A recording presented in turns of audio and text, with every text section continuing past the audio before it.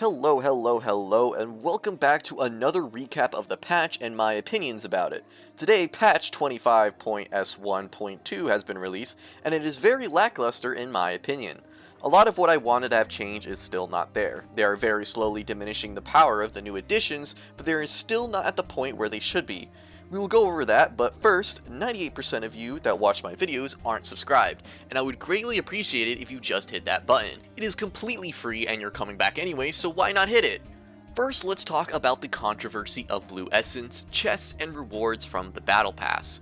If you didn't know, the new season brought a new Battle Pass and some new differences on how you get rewarded Blue Essence, chests, and EXP. Riot said that newer players aren't coming to the game, but they just made it completely worse, as someone calculated on Reddit that it would take over 882 hours to unlock all the champions. Of course, it still would be a range, but now it is almost impossible to get new champions as a new player is beginning to play the game.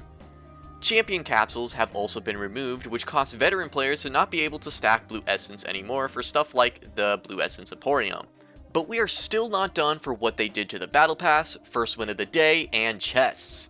Now, the Battle Pass is worth the same as usual, but it's 50% less rewards and overall worse. The First Win of the Day, which before gave you extra XP and some Blue Essence, was completely removed, and chests are no longer obtainable when getting S-, S+, S+s on a champion, which was the only way to get them other than purchasing them with money.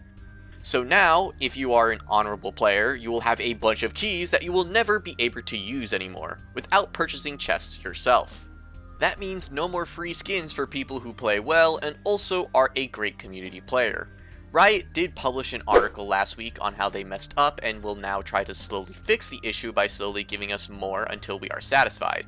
A super toxic and capitalistic way of trying to find the lowest offer we will take. So the changes they rolled out for this patch was that the milestones for the pass is now increased by almost 50% for Blue Essence, and the repeatable milestone got a massive boost of Blue Essence, going from 50 to 750. Some other minor changes with it as well, and also account EXP is now boosted by 40%. Who knows for how long though?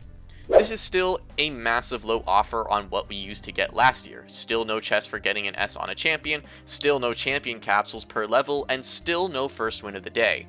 The biggest issue I have is the chests. I am already at 9 keys this season, and I will probably never be able to use them unless I buy chests for myself. It was already hard to get chests because you could only get a chest per champion per season. So yes, you can get a lot of chests, but you still need to get above an S- to even get one. This is still super unacceptable from Riot, and I am so infuriated by buying the Battle Pass before I even looked at it, because it always used to be worth it as long as you played the game pretty regularly.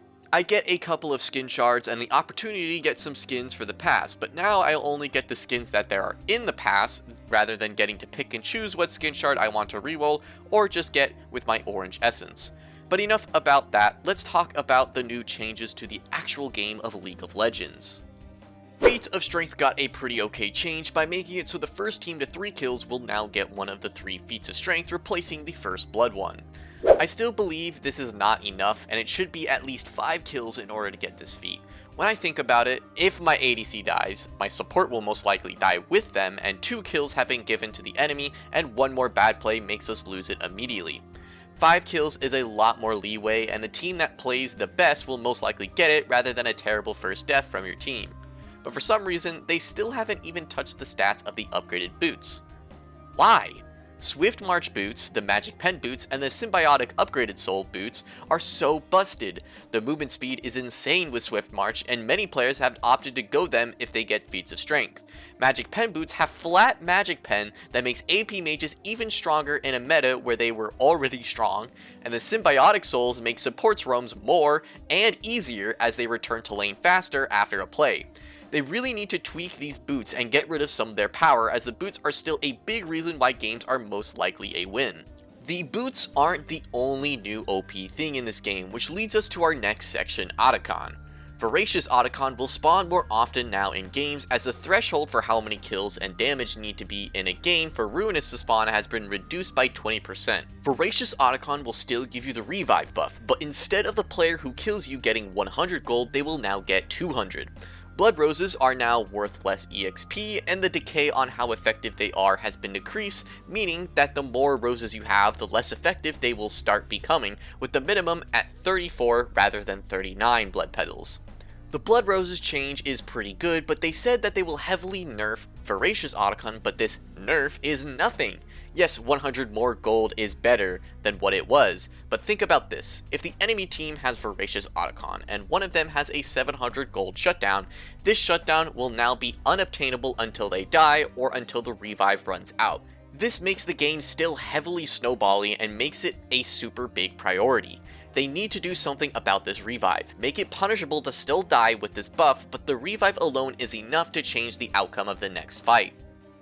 Let's move on to the champs and items now, as we have some welcoming changes and additions. First, Mel, the Soul's Reflection, has now been released to the Rift, an interesting champion with an ability that allows her to reflect incoming projectiles back to the owner. She is very unique, and I will not be going over all her abilities, but I highly recommend giving her a try and looking at her. I won't go into so much detail into the nerfs of some champions, as I don't see it as big as some of the others. Firstly, Cassiopeia will now be getting less movement speed when poisoning targets. It will be a little less noticeable in the early game, but the scaling will make it more noticeable as the game goes on. Evelyn has apparently appeared pretty weak recently, even though I disagree. She will be getting 2 buffs in this patch. Her E move speed will now be scaling per level and will offer her more move speed the more she levels it up. Her R will do more damage both with the unempowered version and empowered version getting an even bigger buff, meaning executing targets will become easier and more likely to happen. Aurelia got some minor nerfs to her damage on her abilities, but they are so tiny that it might not matter too much. Just know that her W, E, and R will be doing less damage. Blue Assassin Kane has been feeling pretty lackluster, so Riot is buffing the blue form by giving the early game bonus magic damage boost he gets to be starting at 25% rather than 15%.